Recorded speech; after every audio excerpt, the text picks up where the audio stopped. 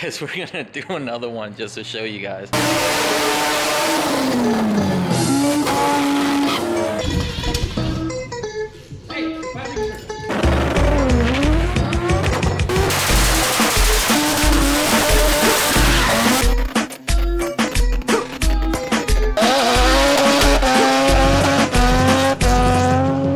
I got change of pace today. We're not at the house anymore.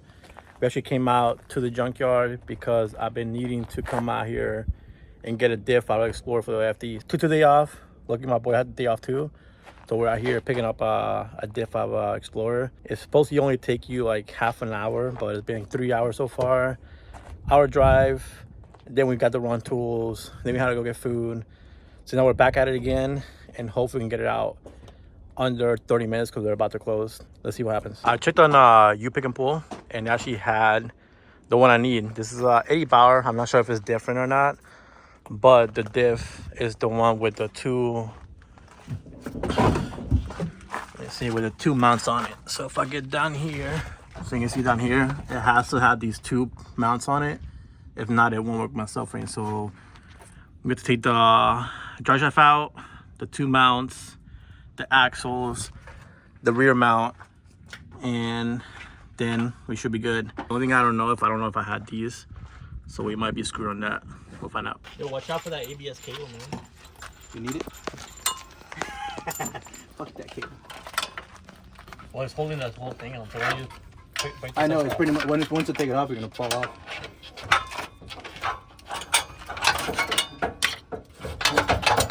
Yo, easy, bro. This thing's gonna fall on me.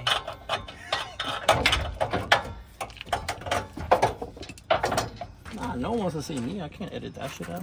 What do you mean the socket? Nah, that's good.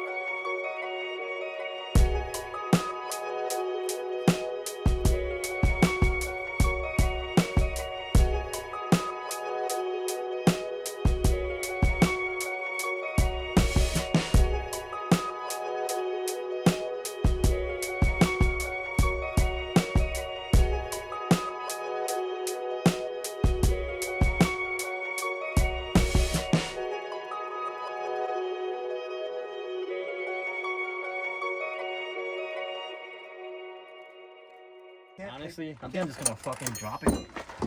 So I take the bolt time and Yeah, but you got tires here. It ain't gonna damage it.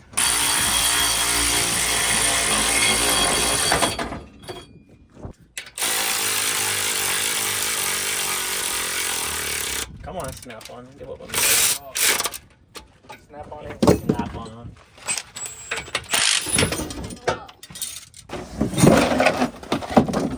There it is. Oh, I got glass in my ass. So there's supposed to be 180 plus axles plus the drive shaft. And it was all 108.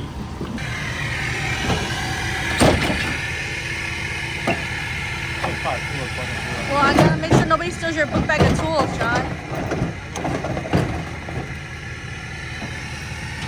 So now I gotta drive an hour home and go put a diff in. So we're back in the garage. For this to fit in the car for test fitting, it does need the running speed adapter plate, but I could just hold it up for now just for mock-up. I basically needed this to do the exhaust. I'm just gonna hold it from the front and figure out a way how to hold it in the back. Regardless, this needs to get cut. You have to cut this, and then this ear too. and that way it fits into the car. The Ronin adapter moves the ears up top to the factory location, and it comes with axles and the part that's already welded to the car. So he's gonna cut this real quick, go to the store, get some nuts for those, and throw the diff up. All right, so today I have to tackle one of the things I've been avoiding for the longest, and is welding the headers. It's gonna take forever. I have to plan out how to do it right so I don't warp the, basically end up with warpage and the shit doesn't line up. So it's gonna go ahead and do the first runner, weld it up, and then weld the other two runners out of the collector, put everything back on the collector, tack weld it on the car, pull it out, weld it, hopefully it doesn't mess up, and then go from there. This is probably what I'm gonna be doing for the next 3 to 4 hours. So let's get to it. Finally got the header out of the car. Came out surprisingly really easy. Just popped right out. So I'm just gonna weld all these joints. This is gonna get welded all the way together to the back, but I'm not gonna weld the flanges or the collector until this is back on the car to make sure that it's gonna be 100% straight, no warpage. Got a lot of cleaning and welding to do. All right, so I got everything welded up already, and I just finally got the rear two runners tacked up. Everything feels good. Still have a lot of good clearance. So just gotta take it off now. Just weld these 4 joints, and header's done. You can actually see the header is nice and packed up in there, so it doesn't get away with the intake.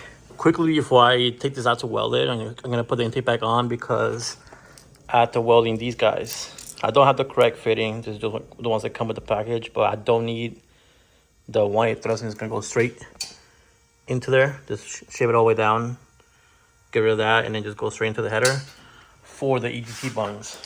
So fortunately enough,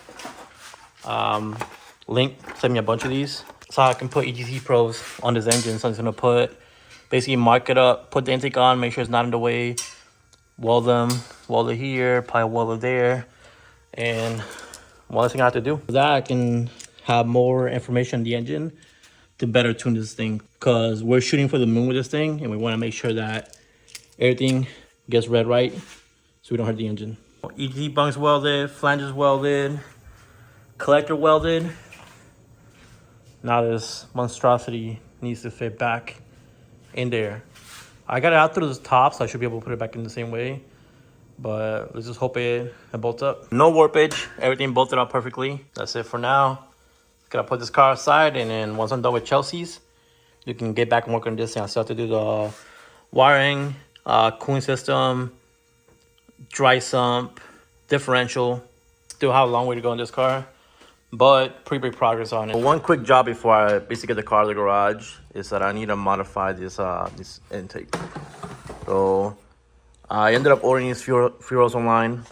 Now I have 6 injectors, but I have to weld these bungs to the lower and then weld the flanges to the intake. So gotta make sure it's centered, tack them on. That should be the last thing I do before I get the car out of the garage. I'll basically change the fuel rail to put a bigger fuel rail so I can have more fuel going through the car, and because I want to have 2 sets of injectors instead of 1 like I had, so I can have more fuel up top to make more power. So here's a deconstructed view off the throttle bodies. You can see it's just a plate that opens up and closes.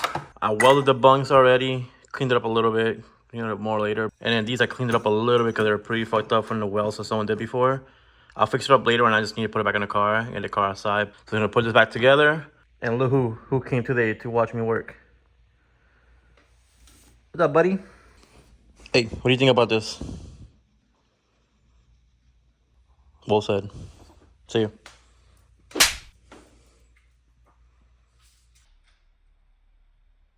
It's back on now.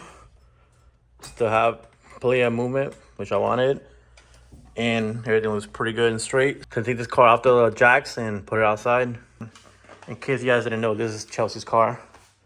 Pretty clean car. And now we're putting 500 horsepower FD block in it. Now I got to do the cool part, which is designing the whole turbo kit, downpipe, intercooler. And I have to do some crazy stuff right here to get a 3-inch pipe from here into there without moving the AC system. And hopefully I had to do all that.